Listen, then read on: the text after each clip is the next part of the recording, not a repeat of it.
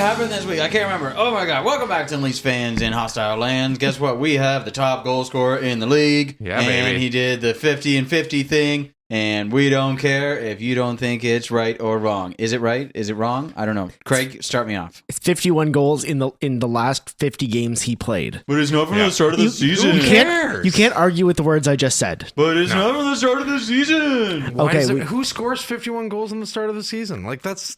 Come on, that's asking a lot. It's been a while. It's been a while. All right, guys, put away the troll snacks. We don't need to feed them anymore. That was fun. That was fun. Good times on Twitter. Yay, yay. Okay.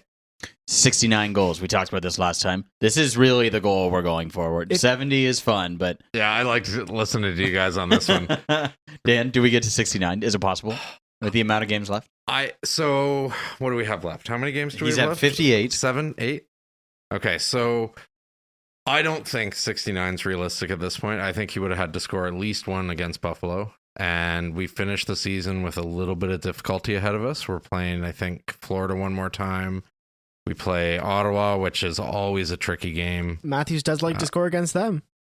Okay, but there's the demons, just right, saying. that we keep bringing up. So I think 69 is a stretch at this point, but I would love to still see it. Okay, it's 9 games. So he needs 11 goals in 9 games. So I mean, we know it's possible. Absolutely. Okay. Yeah, but I think he's going to be blanked a few games. Knowing Austin Matthews, is it possible? Yes. Is it probable? Yes. Yes? It's very possible that he will go on a heater like he scored a hat trick against Tampa Bay last time he played them. That's what I'm saying. You know, it means we're playing a lot of good teams, which means Austin Matthews is going to score some goals. Unfortunately, we're also playing some crappy teams, which means the Leafs are just going to take the night off. Did you guys see the stat that they put up? I can't remember off the top of my head, but they were 12-3-2 against the rest of the NHL and 0-3-0 against Buffalo. No, it was against top tier teams and bottom tier teams. Oh, yeah. And the Leafs had something like a 0.1 or 718 against playoff the teams bad teams, and then something like a 899 against good teams. So it's like that pattern of being consistently bad against good teams. Yeah. Nope. Consistently bad good bad teams, against good against good teams, yeah. and then bad against bad teams is holding. So you guys might be right. We might see 69 with the Panthers and Florida, and yeah, it might happen. Who knows? So you're saying we do want to face the Lightning in the first round? At this point, yeah, I think so. I mean, with how they played against Tampa last time, I would love to see that matchup again. With how they played against Boston last time, I'd still love to see that matchup because it would also clear a little bit of the airspace around Toronto for them. So you pick a team; they're all good in the East. Yeah, that's true. Yeah, we're screwed. Throw a dart and you're screwed. I'll take anyway. Washington, please and thank you. You've been saying that, but Craig, They're still okay. it's not going but to happen. They're not buddy. the other 7. We are not catching the Panthers 10 points away with No. 9 games Well, left. I'm just hoping that we'll beat Boston in the first round and play Washington in the second after they beat the Panthers. Oh, Okay. okay. I see what you're That's- saying. that's He's I see what thinking you're saying. down the road, like You're thinking we get past the first round. I can't think about the first round at this point, so I'm just thinking for the Just second thinking round now. about it. When we do our first round predictions, Craig will be like, pass. Second round. Second round, please. Okay, back to Matthews. So it took him a while, but he did get his 50th goal on an empty netter. That was sweet. And then the next milestone was that 55 goals, therefore getting him the record for most goals by a Leaf in a on season. the franchise, Which felt like it was like 3 seconds later. Yeah, He It scored was. 50 and then suddenly he was Yeah. at 55 and all of a sudden he's at 58. Like, well, he's just been doing milestone after milestone. Like he's had Yep. 3 or 4 major milestones within those 8 goals that we've seen lately. So And did you power say- to him, man. did you say most goals by an American-born player as well? That I as did not, well. but yeah. He got that. And the first thing I thought the same thing as apparently what half of Twitter thought was Brett Hull. And I thought, no, he played for America, but he wasn't American. Okay, right. Yeah. Gotcha. So everyone has that image of Brett Hull as an American, but he was actually born in Canada. Cool. During these past 3 games, do you think maybe the Leafs were trying too hard to get him the puck to get over some of these milestones? And was it potentially hindering some of their scoring chances? Now, I know it was 2 wins and 1 don't even show up to the game, but those wins were pretty close. You know, Montreal and Dallas there, Dallas going to overtime. Craig, what do you think? Were they doing that? And was it a good or a bad thing? They were feeding him a little. They were feeding him a lot. They definitely wanted to get the puck on his stick. Wasn't necessarily a bad thing when it's Austin Matthews. Not necessarily, if he's got to look for it, if he's got to look at the net, he's going to take the shot, and it's a 20% chance it's going to go in. But there was a couple times that he didn't have a good look. He wasn't open. They were still feeding the puck over in that direction. And, maybe that's not the best time to do it, but he still got 12 shots on net against Dallas, wasn't it? Against Dallas, yeah. So clearly he was open a lot. So it makes sense to feed him because apparently they didn't know how to defend him. Yeah, I completely agree. I mean, they focused on Matthews for that Dallas game completely. And he still scored twice. and he still scored twice. But you're right. They were feeding him pucks he had no business being a part of that play. And it was just to get those plays and just to get those shots on net, which ended up, it won the game. And it also led him to the records. Goal. Sorry? Oh, the OT goal? Beautiful goal? Please, yeah. Can we talk about that for a second? That was such a good goal. Yeah. It was fantastic. Yeah, just like... And he knew he was going to score that, too. Oh, absolutely. As soon as you saw him driving toward the net, I'm like, that's going in. That's going in. That's in the net. He's missed so many of those in the past. Like, no, this one's going in. Yeah. And here's the thing. Like, that's not an Austin Matthews goal. No. When you think Austin Matthews, you don't think drive to the net and decompose, going around the goalie and shoveling it in. That's not his style. And that's a hell of a goal to... I guess that wasn't breaking the record, was it? No. That was just a cherry on top. 56 or 57, yeah. But is that a strategy going into the playoffs? Just feed everything to Matthews?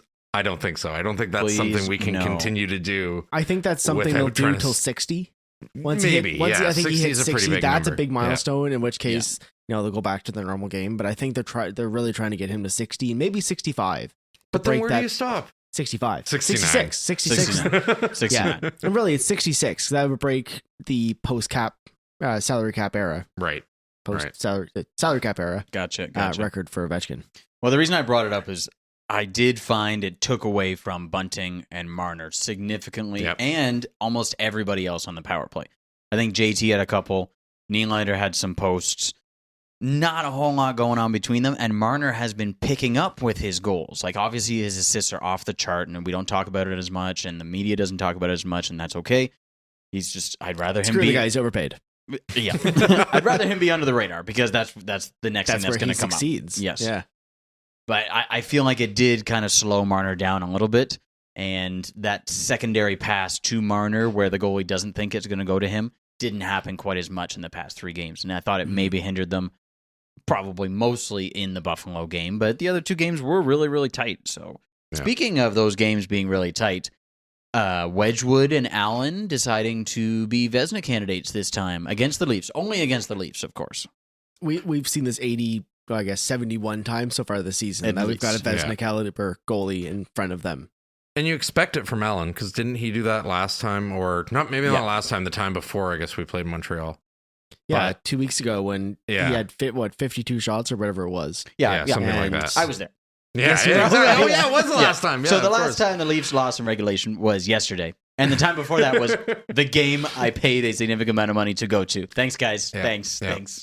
I was surprised to see it from Wedgwood, though. That kind of threw me. He was standing on his head, and especially against Matthews, until he wasn't. Until that kind of break the seal goal went in by Matthews. Mm-hmm. Then I was like, okay, he's starting to flutter a little bit. He's not looking as steady. But for the first, period and a half, he looked on point. Like, I got pretty worried about how the game was going to turn out. That was a sneaky good pickup for Dallas to pick up Wedgwood. Yes. Yeah. He didn't have terrible numbers in Arizona before he got traded over on Arizona. But that was a great pickup because they really need to give Ottinger some rest coming into the playoffs because they're really pushing for a spot right now. And Holtby was injured. And Holtby's injured, and obviously they don't have Bishop anymore. Yep. And it's just that 3rd string guy, 4th string. I guess they don't have Kubodin either. Yep. He's injured. So yeah, they got their 4th stringer, and they really need somebody, and that was a really good pickup. Okay, now Vezina candidates, is obviously a reach, of course, and that was the joke. However, what I'm seeing is that the Leafs are sometimes just throwing the puck at the net, which is maybe good, but there's maybe no traffic there, or it's right to the chest, or it's right to the pad. Like, there's no purpose to some of this, and the shot count just goes way, way up. It doesn't look like they're taking shots to get a rebound. Right. And that's kind of what I thought the strategy was. Like, you've got Bunting in front of the net, and Matthews is just firing them on as hard as he can, those one-timers, maybe just trying to get some sort of rebound. But the same thing, he's shooting it right into the breadbasket, and those pucks aren't dropping. And just so many of them being picked up by the goalie. I actually took issue with that during the power plays because they really tried to get that perfect setup, and they really then tried to focus that perfect setup to Matthews, who was either in position or not, and they went for it anyway. It was a little bit frustrating. I do want to see more. Now, their power play is fantastic. I'm not, disparaging their power play, but I'm about to. Okay, fair enough. But if they do that in the playoffs, they're going to get trounced, and they're going to get those 2-on-1s the other way that we don't want to see, especially on a power play. Similar to Dan's hatred of too many men penalties, my hatred is towards the rush on the power play. Okay. Getting the puck in the zone. Like, I think the pass back doesn't work. Like, it's over, guys. It really doesn't work. Works for a bit. It works for a little bit. I think you got to dump it in. There's got to be an or something else, because they pass it back and they're trying to pick up speed, but the defense knows what's coming. So they're like, no, we're just going to continue pressuring you. Yeah, and certain teams that just does not work. It just doesn't work. And then they try their little pass to Tavares, who's waiting at the blue line, and then someone's waiting to grab Tavares. And then it's like, well, okay, there's like 30 seconds gone. There's another 30 gone. Sheldon Keefe is pissed. Get the first first team off the ice and get the second out. And if they can get into the zone and get some sort of possession, it doesn't leave the zone. Right. But their trouble, it continues to be just getting it into the zone. Now, they are doing a good job on their own penalty kill, doing the same Generally, thing. yes. Doing the same thing. So that's great. Yeah. But like, Not last night Except against for Buffalo. Yeah. But that's an anomaly. And they're consistently bad against bad teams. Or bad against bad teams. God damn. Bad against bad teams, yeah. So we can expect that against Buffalo. And Keefe even said, like, that's not the game we expected to see. And that's not the game that they play. But it just seems to happen every time. Maybe they let their defenses down a bit, or they get a little cocky, or they go, yeah, we just clinch. So they relax a bit. But it wasn't what we want to see in the playoffs, certainly. Conspiracy theory. I'm here for it. Tampa is losing on purpose to get a better first round team. Play Carolina To play Carolina. Ooh. compared to Toronto. Because they've played Carolina several times in previous years, and they've won. Mostly, there was a first round one, Demons. I think, in 2020, and then the second round one after they beat somebody in the first round, and they beat Carolina. And then they got to the Islanders, and they don't have to go through the Islanders this year if they do make it that far. And that was kind of their kryptonite. The Islanders always gave them a little bit of trouble. I even picked the Islanders to finally get over the hump this year. Wow, was I wrong? The Islanders have been good for the last little while. They are pushing it. They just cannot dig themselves out of the hole they had at the beginning of the season. Yeah. That's interesting, though. I mean, I would hate for a team to actually throw games, especially at the level these guys are supposed to be playing. These guys have played the most hockey out of any team in the past couple years, right? Well, there's a reason for it. Rest your guys, but people are still paying money, so they want to see those. But you're not going to just rest Kucherov. You're not just going to rest Stamkos. But they might say 80%, guys. Yeah. Hang out. Yeah, maybe. Do you think the Leafs do that against the Sabres? No, I think they tried against the Sabres, and that's the problem. And it was bad. Yeah. Darn. Shalgren looked decent. Yeah. He had a couple goals I don't think were his fault. That is the best adjective for him all the time. Decent. He is Decent. decent. Yeah. Which is unfortunately not good enough. But for he's this decent. team, it is. Generally. 50-50. Generally, With this Gio, team just maybe. needs decent goaltending.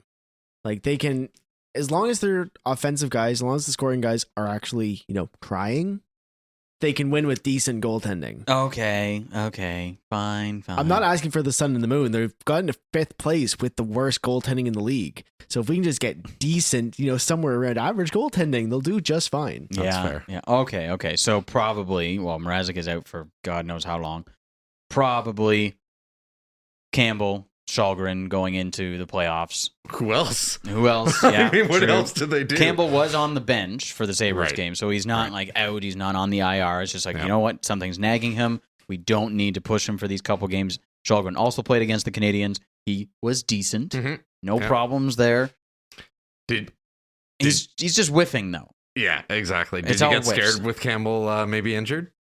Well, they were relatively clear about it, though. Yeah, that's it's like fair. something That's is fair. nagging, so we're just going to let him rest a bit. He's on and off the ice for practice. Yeah. And I'm like, okay, this is fine. Just shoot him up with something. And Just then- give him some steroids before he goes out. Yeah. Here, drink this. You'll be fine. Oh yeah, like it's gonna be fine. He's so happy anyway, so it's fine. It's Still fine. scary, our goalie situation. It's at a point right now where we really can't afford anything. Right. No injuries, no day-to-day illnesses, really nothing, because we've got nothing else. And if we make a call up this late in the season / going into playoffs, like that's not going to work, right? No, unless you get a Binnington or a Matt Murray deciding to Sure. go for it. And at that point, you might as well fire Sheldon Keefe because that's obviously the ticket to winning a cup as well. It's goaltending. Please give me some of that sweet Hutch accent action. Oh, Is that what you're looking for, Oh my Craig? god, I want it Craig. so badly. Talk about taking a night off. Yeah. Jesus. All right, guys, we're going to lose this one. So we're going to work on a couple new ideas because is in net here. Don't say his name. He's in the room. It's okay. Let's talk about some good things about the Leafs, though. Okay, we've kind of ragged on them because of the Sabres. The jerseys. Which one? All of them. They are all good. You're just Yes, really the happy all jerseys. around. That's- Yeah. I want the Bieber jersey still. I almost bought it. There's the Did you? Fanatics version. You know, Yeah. there's a Fanatics version. Yeah, yeah. So it's like They the put fan out 2 one, of all of them. Yeah. That's just the non-authentic version. the essentially. non-authentic. So it's like more fit. You don't and- get the laces up on the Yeah, neck stuff and like I think that. Fanatics So- is the brand. I tried that one on, and I'm like, this doesn't feel right. That was the women's version you were wearing. It was not. Yeah, nice and fit. It was not. It's just like it didn't really have. shows off my six pack. I It really was really want- loose on the shoulders. Yes, it was. I want the feel. I want the feel. So I eventually, when I save up some money, get a real job and save up some money, I'm gonna do that. Get a job. Good things about the Leafs. We've done a couple of deep dives recently on some players. We're gonna do a deep dive on Pierre Engvall, who has been surprisingly lights out this year. He's noticeable on the ice Absolutely, in good ways, whereas Yeah. last year was like, oh my God, Engvall's on the ice tonight. Stop. Just make it go away. Before we get into some stats and stuff, Craig, you've talked about Engvall a bunch. What are some of the good things you're seeing with him? Just eye test stuff. Well, he's not just throwing the puck away wildly anymore. Mm-hmm. The thing is, but like last year, he got the puck on his stick and the puck was off his stick. Yes. He was basically Marty Marincin. He was the death of plays. This year, he seems to have confidence. He's really good at carrying the puck out of the zone. That third line, they need to shake something up, and I see why they put Nylander on that third line just for some shakeup. But you might need to put Mikheyev back there because that third line was just so good at getting the puck out of the zone and getting it up into the offensive zone all the time that you need to put that back together. But Engvall is a big part of that as well. Engvall and Mikheyev on the wings, they can carry the puck out of the zone. And just that confidence, and he's been shooting well. The shot. And yeah. Some of those shots just like whipping it and messing up the goalies. He's like 6'4", 6'5". He's got a lot of flex to that stick. Like, Yeah. Yeah, he's a Yeah. big kid. use that ability. Like, they've obviously seen something in him because we have said over the last season and a half that why have they not gotten rid of this guy? Why have they not waived this guy? Like at one point at the beginning of this season, we were saying, well, he's not waiver exempt. Just let him go anywhere. Just fire him into the sun. I think we've actually used that term before. I think we have. We might have. But now I think he's just such an invaluable part of this team. Really is. Dan, he's been around for a while. Tell us about his tenure with the Leafs. Yes, sir. So Swedish-born, obviously, 25-year-old kid. He joined the Leafs, I call him the pandemic baby of the Leafs because it was the 2019-2020 season that we actually brought him on. So signed him with Toronto and we played there. He played pretty well for his first season, but again, as Craig said, he had a lot of things that were kind of holding him back from being really good and really kind of earning anything higher than the fourth line. So you actually sparked my memory a little bit by that first season. Up until Christmas, maybe mid-December, he was lights out. We thought that this guy was going to be the, maybe a second line guy. He got his contract. He signed his contract and then just did nothing. Nothing. And I think he may not have scored again from mid-December until the David Ayres game. And I believe it was his goal that gave was David it Ayres really? the goal on record. Yeah. I'm pretty sure it was God. him. And we're like, hey, Engvall scored. This can't be. Actually, I think he scored a couple games before that. And Leafs did really well every time he scored.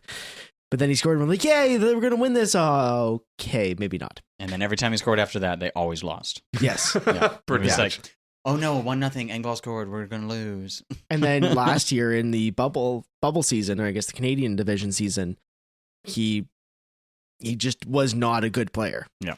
Like he was fringe at most. Disappeared. He wasn't a good player, but he was still adding depth to the bottom six, which He is was still player. decent, right? He was Like he definitely was a player. player, yeah, but Yeah. he was starting to earn his place on the team so that he was not being pulled on and off more. And this year he's been on the ice almost the whole season.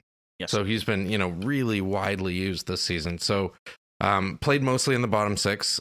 His favorite line, stats-wise, and I like stats, so that's where I gravitated, was the Spezza and Simmons line, where he had his top production on that line across anything else. He also played a little bit of center. Didn't do great at that. Wasn't Right. really tuned for that. But his play on the right wing has been pretty phenomenal. So he's had his best season so far, a career season with 13 goals, 15 assists for 28 points, and that's on a 1.25 million contract. Like, that's pretty decent. He's an RFA next year, so that's something they're going to have to deal with. But he's really kind of been a workhorse this year on the team for a player that they can pull in on pretty much any line. Somebody gets injured, like Kasha going out, created opportunity for him. So he's again moved up to the third line, and he's having a great season. I think his stats kind of lend to that, and he's also doing really well on the PK when he's put on that. So you really can't ignore Engvall this year, and I think he's going to be making more money next year. He really has some size this year too, and Yeah. some snarl. Like he's getting into guys' faces. He's doing those little shovey things and saying what the fuck. And His forechecking's great. yeah, and it seems to be working really, really well. He's actually found out that he is a giraffe, and he's like, "Oh yes, I do have some wingspan, and I can do these things at a distance, which is awesome." And he's someone we had patience with, which was kind of why we wanted to do a deep dive on Engvall. Craig mentioned we wanted to send him into the sun for the past couple years, and it's like, when are we going to get rid of this guy? He's got too much on the cap, and it's not panning out. Like it's over. Patience. He's our guy. And this year, he really, really has been. Do you guys think he re-signs, or do you think they release him? They'll sign him. Yeah. Yeah, I kind of think so too. I mean, He's go making what, 1.25 now? Yeah. Yep. I can see a little bit of a raise, maybe 1.5, 1.75. Mm. But I think if you can keep him under to that or under, I think he's definitely worth re-signing. And I don't think he's going to be a top 6 player on really any team. Right. And I'm hoping he's comfortable in Toronto and can see the future here and stays. Yep. I mean, he's been with Toronto the whole time, from the Yeah. Marlies to the Leafs. One so- Calder with Keefe, I believe. Yeah. So Dubas and Keefe definitely see something in this guy and have seen something in this guy and believe in him. Mm-hmm. And I think their patience has really paid off this season. In the past, or even this year, what are some other players that the Leafs have had patience with, and maybe we've been like, enough is enough, but it has paid off? I got 2 to start us off from this year. Like Riley. Yep. He's enough. always been great, Mm-hmm. but then he's fallen off. I'm like, okay, now I think we can get some value. Like, let him go, guys. Come on. He gets his contract, and now he's lights out. He's one of the top, at least 10, if not 5, defensemen in the league. And even Kerfoot, we've talked about him a bunch of times with Yep. his high cap hit. Yeah.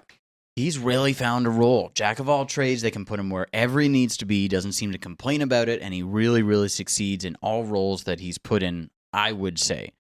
Any other players, past or present, that are sticking out to you that maybe the Leafs had patience with and it worked out? I'll actually take 2 from current right now. Mm-hmm. I think Nylander, #trade Nylander, Okay. is yeah. one that, has been... They have been patient with. They have been We'll just patient say with him. that. He's also been patient with the team, but at the same time, like, he's hot and cold, right? Like, we've talked about that before. He's got a contract until 23 or 24, so he's not going anywhere anytime soon. But I think the Leafs have and Keefe. Well, yeah, okay, fair enough. We'll say that for sure. Barring next year. But Keefe's been patient with him. The other that kind of jumps into my mind is Mikheyev, because he had a really hot start when he started with the Leafs, and then he went completely frigid. It was just he had that injury. Yeah. I think Well, that's yeah. really he had the yeah. injury, and then the injury this year also, which Yeah. affected him a little bit. But when he gets on a roll, oh my God, that kid can skate. He can shoot the shorthanded goals he's putting he in. can't shoot, but he can dangle. Okay, well, fair enough, yeah. He has been able to shoot in the past. And But this I think year it might it's just be getting better. firing it on and it's going in. Yeah. But- Yeah. He's just like, okay, scoop, get in. Yeah. Yay, we figured it out. Yeah, but those would be my 2 for kind of the patience, at least for this year. See, when I think of guys that they've had for a long time been patient with, and Engvall's kind of the only one that's coming to mind because there's so many of the other guys that were either came straight into the NHL right out of either juniors or whatnot. Mhm. Like Riley came straight up from juniors. Yes, they were patient with him for a long time, but he was always on an NHL contract. They didn't have to develop him in the same way coming from the minors. Kerfoot spent 4 years in college, didn't sign with the original team, which Nashville, I believe it was, signed with Colorado. Then he got traded to Toronto, so he isn't really a Toronto product. And when I think of the guys that, the Leafs were patient with and developed, I think of guys like Trevor Moore, Connor Brown, Andreas Janssen, guys that they ended up trading away because they were patient with them. They got to a certain point, but they just couldn't keep them on the team anymore. Now, does that count as being patient after they've traded them away? I think they were patient. They built them up to a certain point, and then eventually just the salary cap said that we had to move on from them. Okay. I think that they got to the Out of point their that they hands. were, yeah.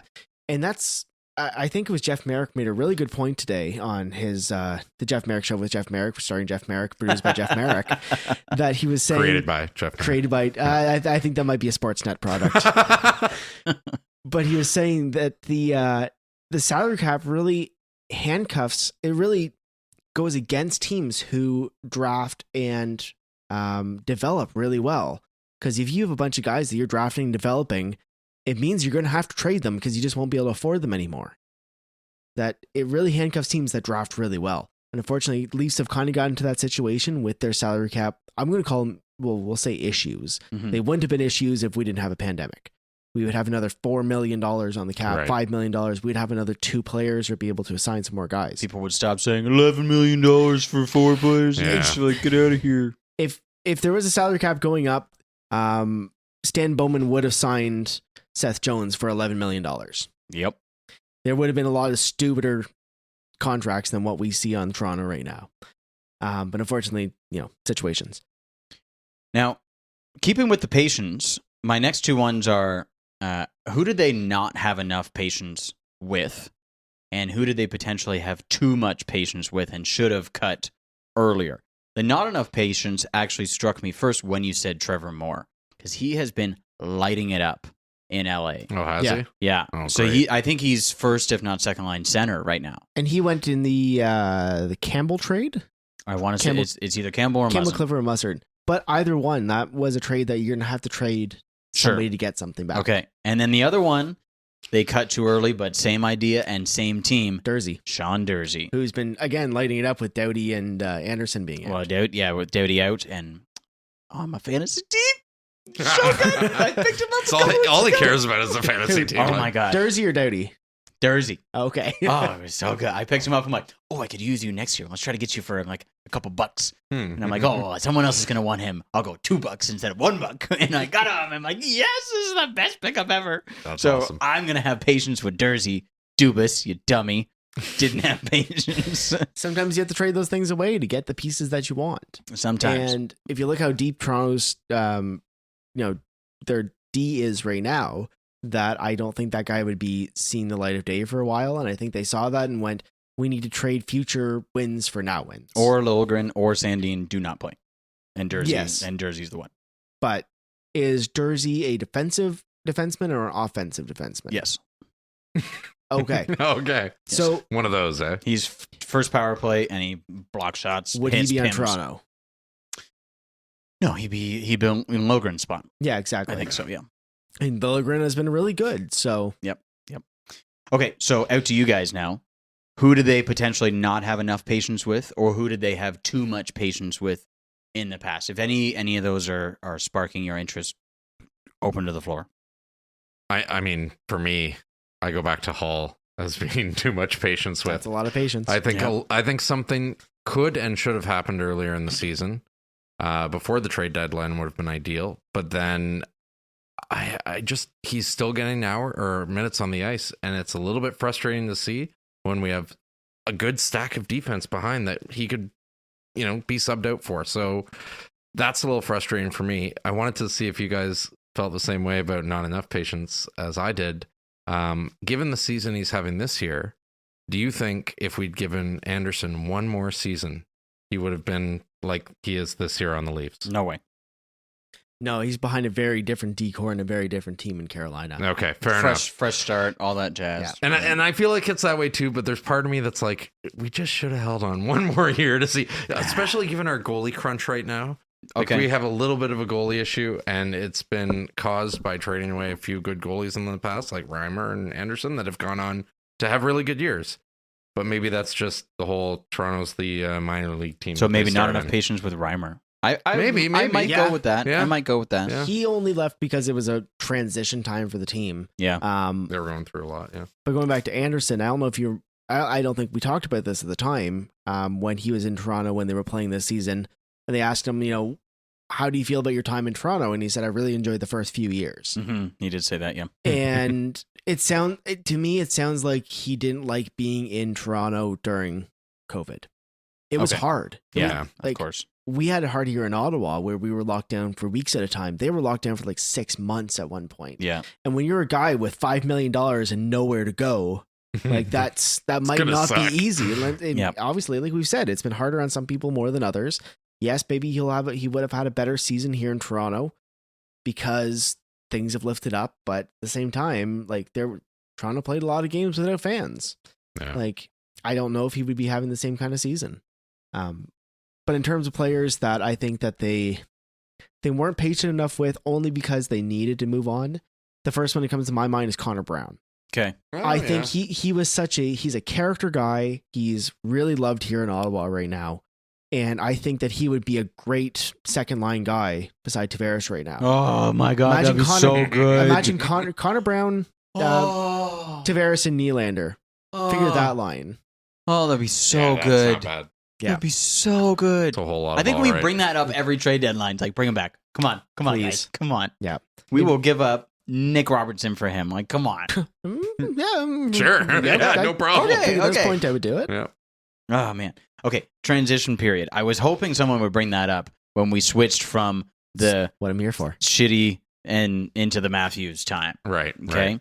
Any players there you think we should have maybe tried to trade earlier and had less patience and let them go in free agency? Or any players maybe we should have kept on the team to help build up Matthews, Marner, Nylander? I'm thinking Kessel. I'm thinking Phaneuf. Oh, wow, I'm that would thinking JVR. I'm thinking Bozak. Even Hyman having gone this past year, was there too much patience or not enough patience for any one of those types of players? Ooh. I think they just needed a regime change in Toronto. That's why those Sure. guys moved on. It wasn't because Bozak wasn't a good player, but he was playing first line minutes for 3 seasons and saying, okay, you're now a fourth line guy who is going to be wanting $5 million, what he signed for in St. Louis. I think it was just a reality thing. JVR signed for $7 million, was it? Yes. Kessel, sure. Okay, so stop with those two for a second. Yeah. Should they have been traded instead of let go in free agency? Too much patience, potentially. I was thinking about yeah, that one the for other sure. day. That was that the first Matthews Marner Nylander season. Yes, when because they walked at the did. end of They that? did play with each other. Yeah. Yes, and only for the one season though, I believe. Yep. Yeah, they really should have traded those guys because yes, that team was doing well. And they made the playoffs. But then again, if had they traded Bozak and he was second line center. yeah, Yep. and Or was he first line? I No, think- no, it was He Kadri. was at second that line. point. Kadri was playing third Was he? Oh, Okay. Oh, I missed Kadri. I think- hadn't or maybe thought he of was him in playing a second. while. Yeah. because it was Matthews, Nylander, and Hyman, which I think was our second line. Oh, they were so good back And then. then we They were had- fun. I think it was Bozak, As if they're bad now. I Marner, know, yeah, they're all really good. Bozak, Marner, JVR right. was our first line, I Yes. guess. We had 1A, 1B. Yep. And I think Kadri is then playing third. Kadri, Brown. Technically third line. Somebody. Yeah. Yep.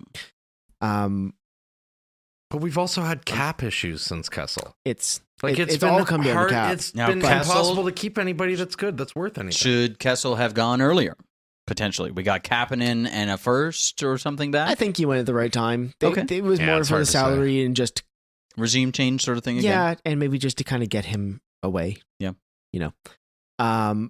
But yes, the Leafs really could have used that trade capital they would have gotten for Bozak or JVR. And we're But not this- talking first for them, probably. No, we really got- seconds, thirds. Yeah, something like that, maybe Yeah. a prospect. Yeah. Leafs have drafted really well, so luckily that hasn't been an issue. But also going to the playoffs with those guys, and they were a big part of the team that season. And to get that playoff experience and to show, this is what the playoffs are like, was also a valuable experience for these young guys, for Matthews, Marner, Nylander. Unfortunately, we haven't seen that pay off yet. Hopefully, six times the charm. Ugh. That's what they say, right? Don't even breathe, Craig. Why does everyone keep saying that to me? Okay, I'm going to keep this question in my brain. Anybody else for the patience or not enough patience? No, I'm good. Was the Washington series the most exciting we've seen in the Matthews era? Exciting from whose perspective? Yeah, I mean, as a Leaf fan. Out of the Matthews era we've been watching, was the Washington series the most exciting? See, I would say it was the second Boston series. Okay. When they went up 3-2 and then blew the last two. Okay. Wow, they went up one game, blew it. Went up 2 games, blew it. Went up 3 games, blew it. Wow, okay, well, this is... Well, you can't go up 4 games. Well, exactly. I'm waiting for them to go up 4 games. Here we go.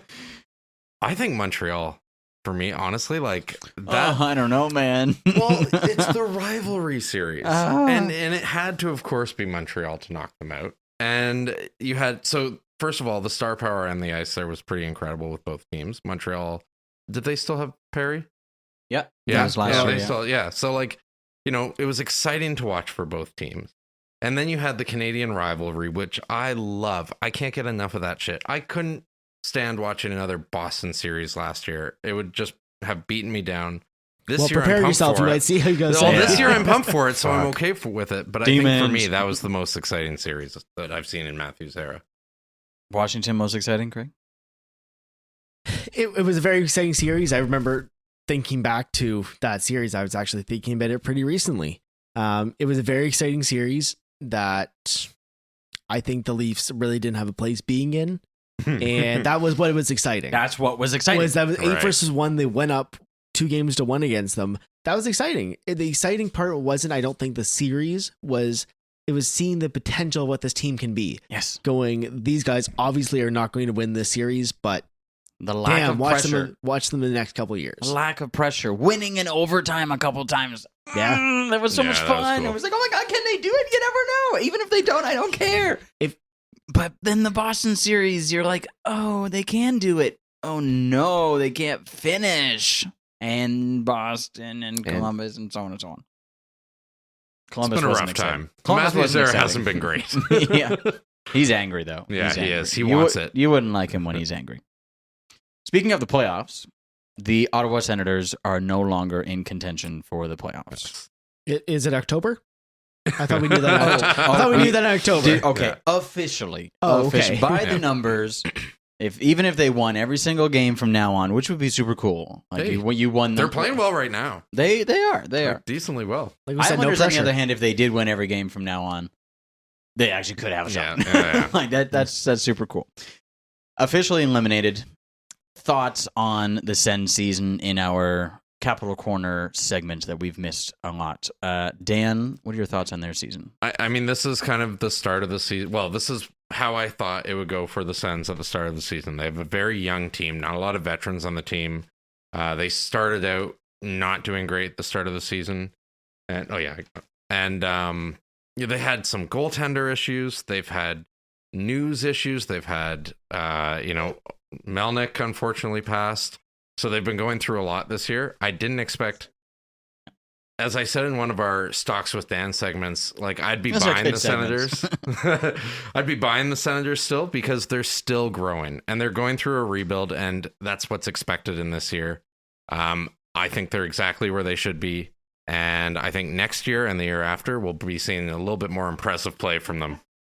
Craig, thoughts on the Senators? Did you expect these results, or were they a little unexpected? They are second last in the division so far. However, in the whole league, they are 26th out of 32.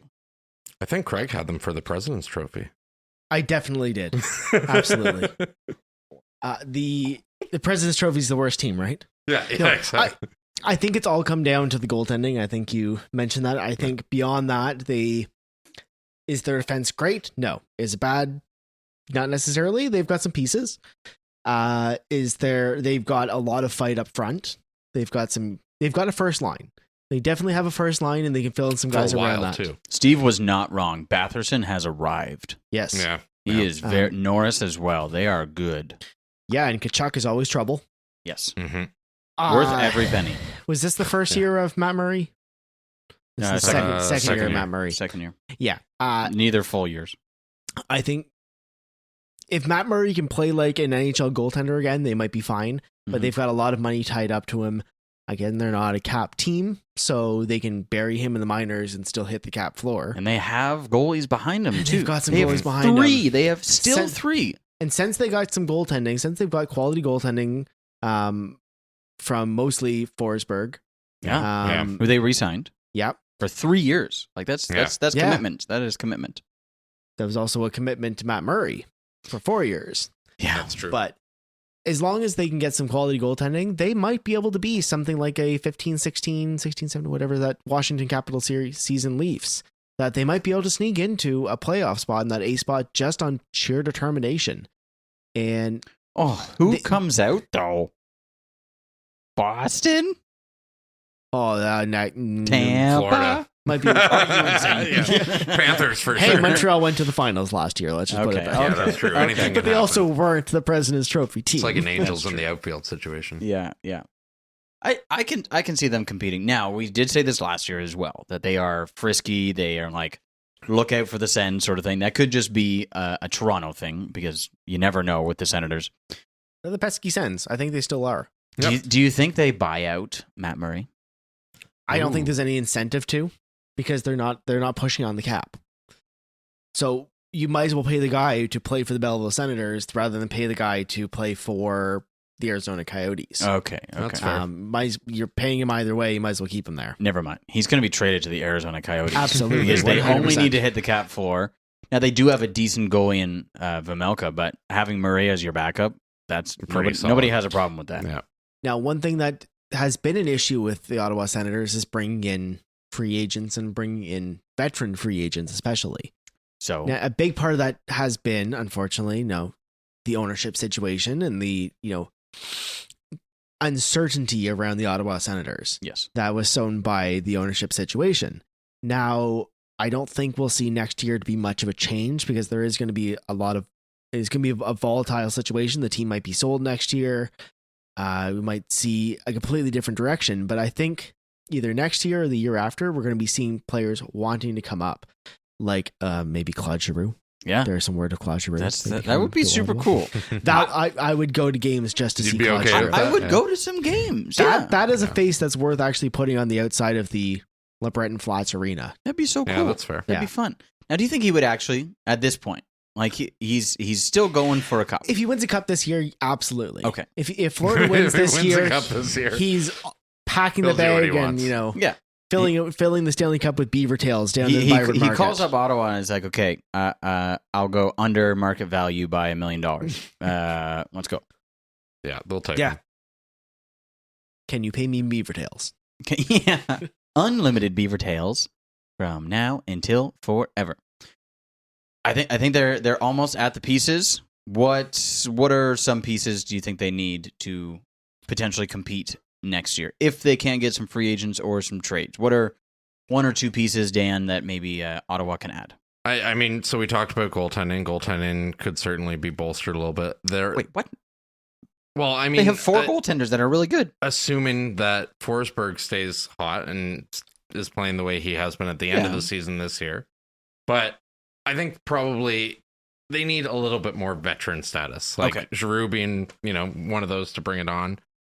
Their defense is also like they've got 2 really good first line or 2 top offense lines, and then their third and fourth line aren't great stats wise, and then their defense is also not great stats wise. Especially sending Nick Paul away too. Yeah, exactly. Yeah. Like, so they've got a couple good players. Like Holden's been really good this year, and he's basically their top defense. Re-signed for next year. Re-signed for next year. But they Thomas need to Chabot. do a little. Yeah, true. Right. Yeah. He's so good. So a little bit more building there, but I think they still have a chance with a little bit more veteran attitude. They can kind of build a little bit in the next few years. Pop quiz.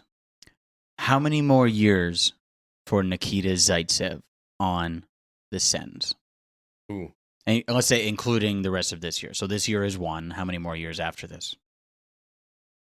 Craig's I was thinking. gonna say there's 2. It's either 2 or 3 more years. There's 2 more after this Yeah. one. Okay. Yeah. That It is was- ridiculous. It was a 7-year contract, right? Thank God That's we got out crazy. from under that. Yeah. It was kind of worth Connor Brown. Kind of. Yeah. And a year of CC. It was kind of Was worth it? I forgot about Was it worth a year of CC? Yes. Maybe. Good for him, though, for making money and getting some from Ken Holland. Yeah. Good job, A buddy. team who's doing well. Yeah. They're doing okay. We'll They're- see about the play. Well, but they have the easiest first round LA opponents. Kings. Yeah. Yeah, a team who is barely 500 but somehow is in 3rd place. Do you think, and this is very much off topic, do you think the Kings fall out and Vegas potentially gets into that 3rd spot, or Vancouver potentially gets into that 3rd spot?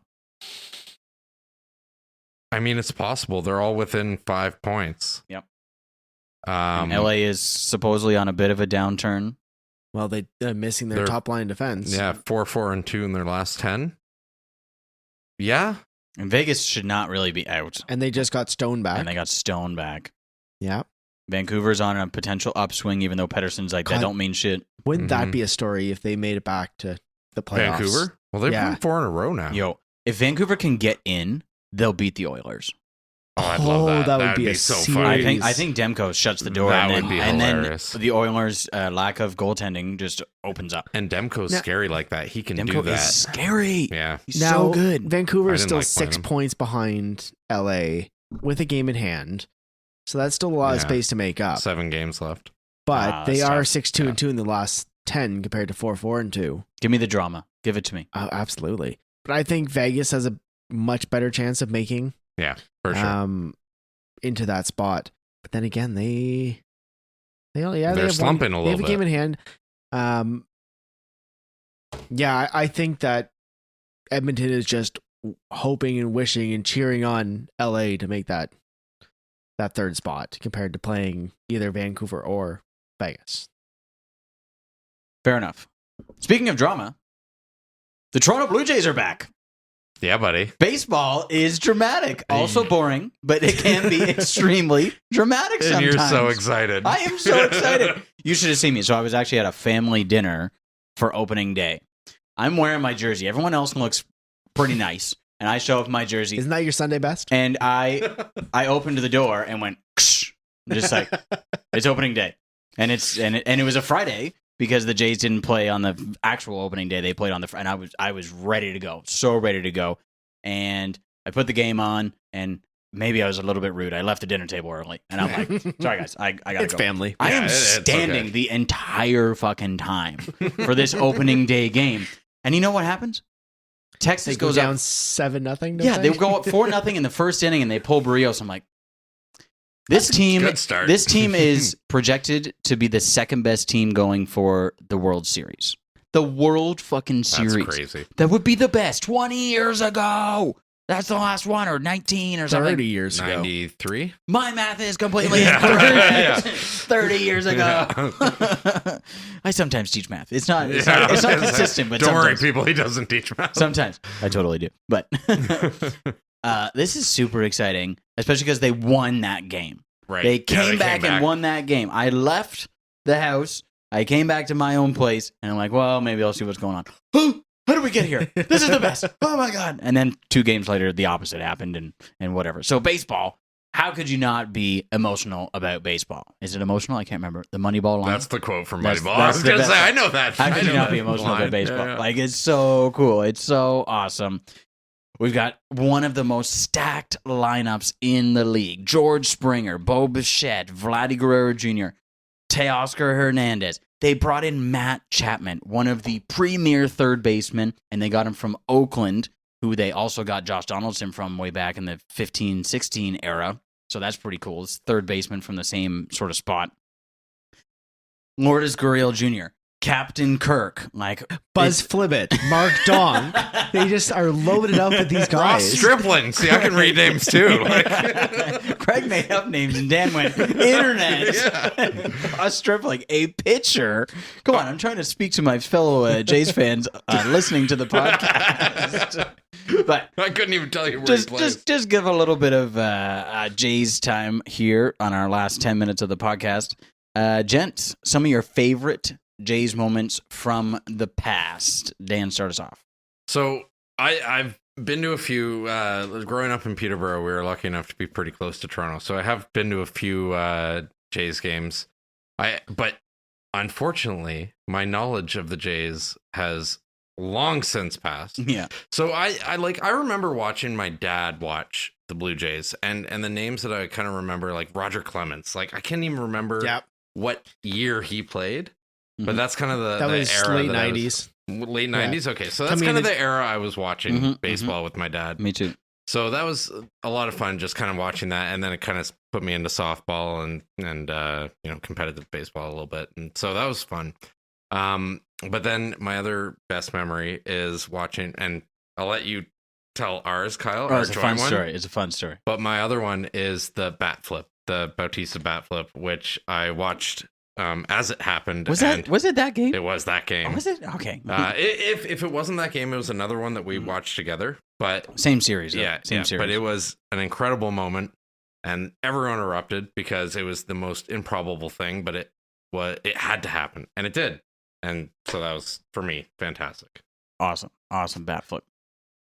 Okay, so I think my most memorable thing about the Jays, I used to go to a lot of games as well when I was a kid.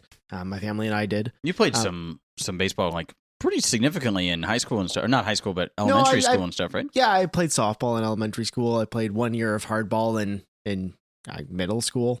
Okay. And then we started a band, and I didn't play anymore. Sorry. Yeah. I'm blaming you.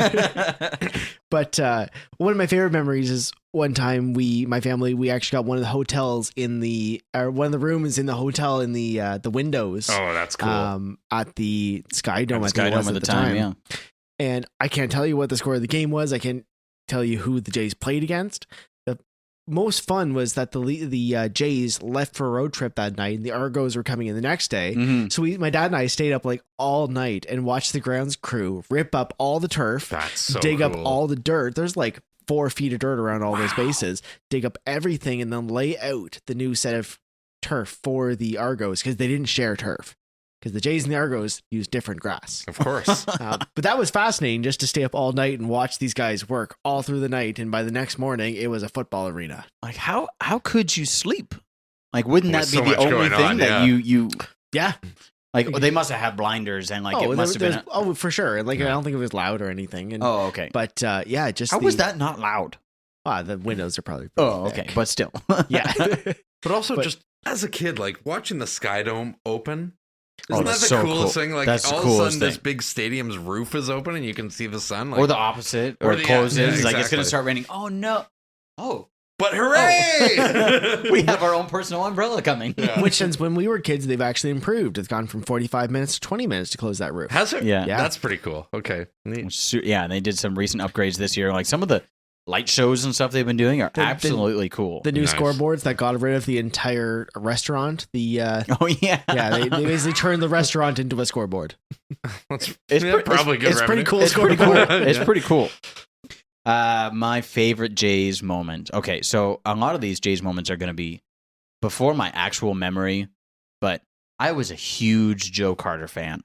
I don't know why. Okay, wait. Yes, of course I know why, because he was the one that helped them win the World Series. Right. Huge Joe Carter fan. When I was super young, my grandmother would babysit me, and we would just watch baseball all the time.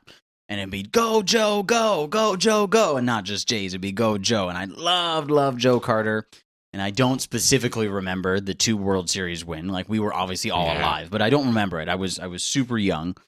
And even this, I don't remember, but my grandmother told me this story. So they won the World Series in 93, and it was Pat Henkin, one of the pitchers there. And on opening day the next year, they were giving out posters for this, for Pat Henkin and one of his, I think it was not Game 7, but Game 6 or Game 5 against the Phillies. extra innings, third out, and he just, he did it. And so they got a picture of it, and I have that actually hanging in my awesome basement.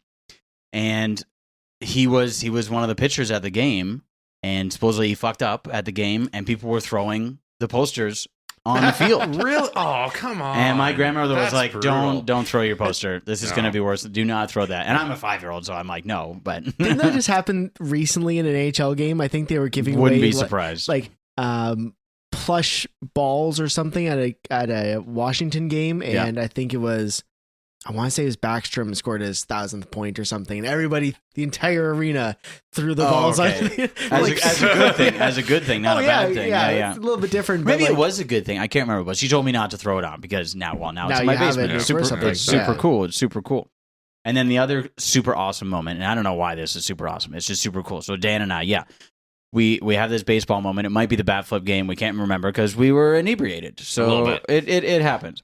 We went to an Ottawa 67s game for fun in October. It was one of the first games, and the lights went out about 5 minutes left in the second period. Yeah. And it was just some kind of thing. And I'm like, oh, okay. So they just stopped the second period. It's like, okay, we'll just make it up at the beginning of the third period. So it'll be a 25-minute period, and we'll get the lights going again. But obviously there was some kind of emergency generator. We could all see. We could still go get drinks and everything. Yeah. Bars were open. The bars At were open. least. So we were excited. And got the 2-for-1 special or the 2-beer special. oh, 5-finger discount. I think at that time they were still doing that. So if Yeah. you bought Yeah. 2 smaller beers, it was better than getting 1 big beer. Yeah.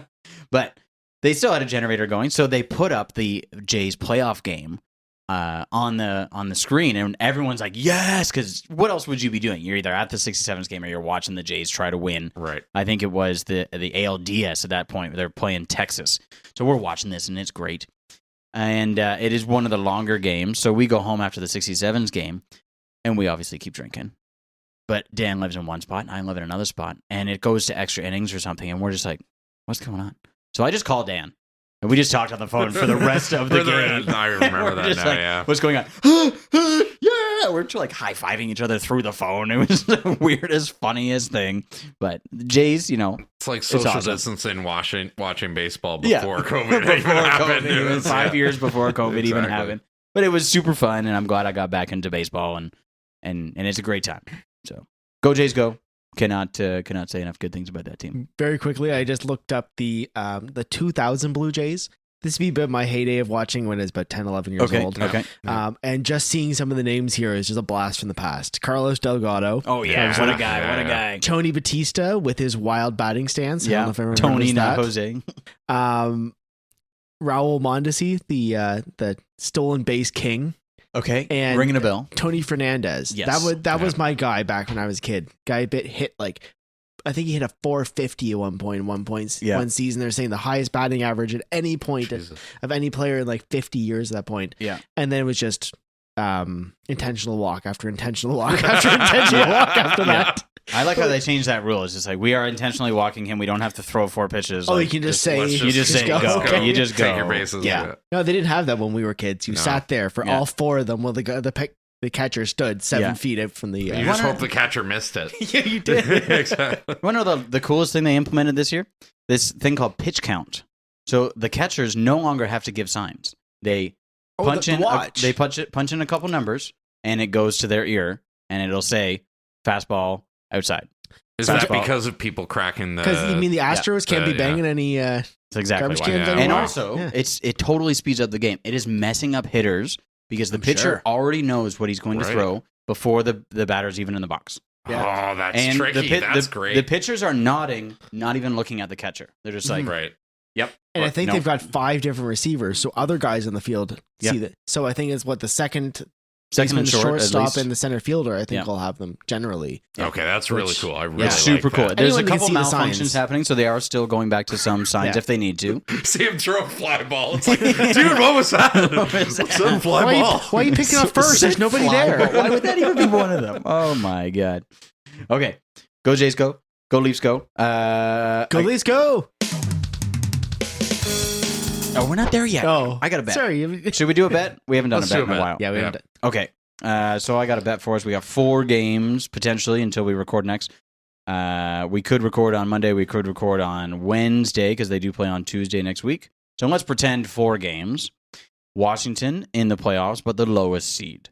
Senators, not in the playoffs. Islanders, closing in, but probably not going to make it. Flyers, definitely not going to make it. 4 teams that are kind of low. They're going to go 3. They're going to go 1-3 on this. Don't say it. We all know it. How many games are the Leafs going to win? Oh, okay. How many games are the Leafs going to win out of the next 4? 2. 2.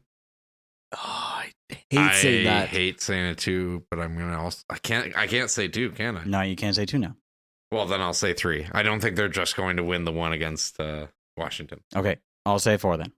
Oh, Kyle's going for the shot. I hate saying it, but yeah, no, I That's think, okay. Craig has the best odds because he gets 1. I guess I do. It also kind of depends on what Boston and Tampa do, because if Toronto's, holds their position and they see, Boston creeping up or something, they wouldn't. No way. Hey, you mentioned it I earlier, know, conspiracy but theory, conspiracy right? theory They might throw only. a game or 2 to keep things going, or really push on a Sens game maybe, but if they score 12 against Philly, does it count as 2?